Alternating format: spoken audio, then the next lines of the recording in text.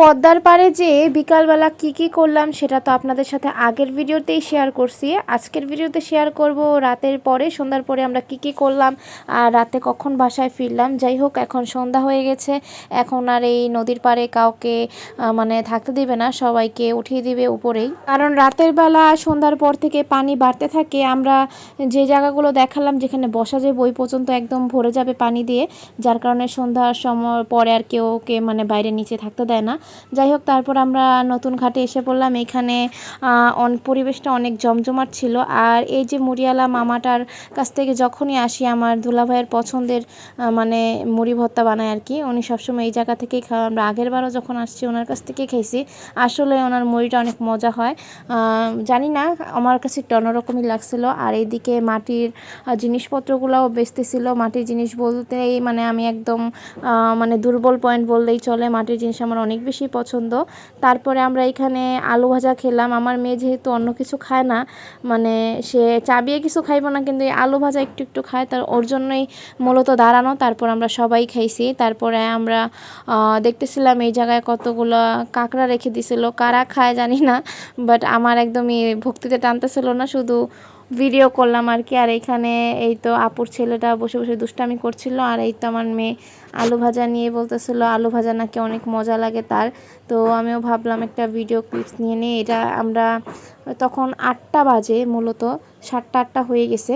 তো আমরা অনেক এনজয় করতেছিলাম এই দিন। তারপরে ভাবলাম একটু মালাই চা খাই। এর আগের বারও খেয়েছি, মালাই চাটা অনেক মজার, কিন্তু ওদিন কপালটা আমাদের এতই খারাপ ছিল যে সেদিন আর মালাই চা ছিলই না।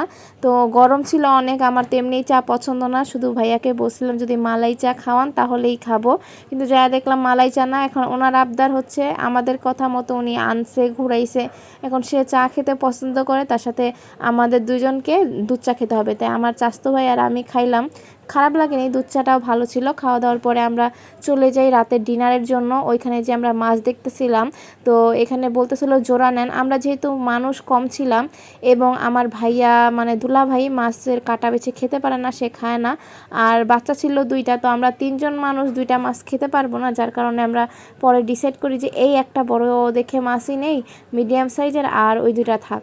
তো মাছ আমরা তো এরকম চিনি না, মানে তারপরও কিনছি। যাই হোক, মজা ছিল।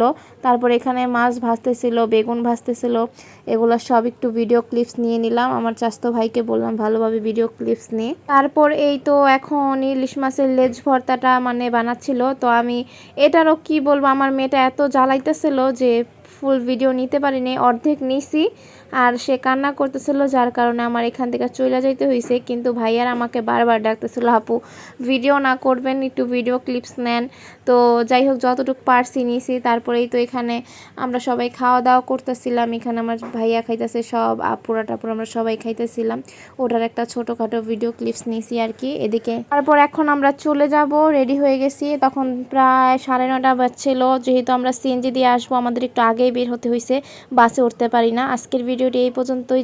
যাদের ভালো লাগছে অবশ্যই আপনাদের পুরো ভিডিওটা দেখার জন্য অনেক ধন্যবাদ। আল্লাহ হাফেজ, ভালো থাকবেন।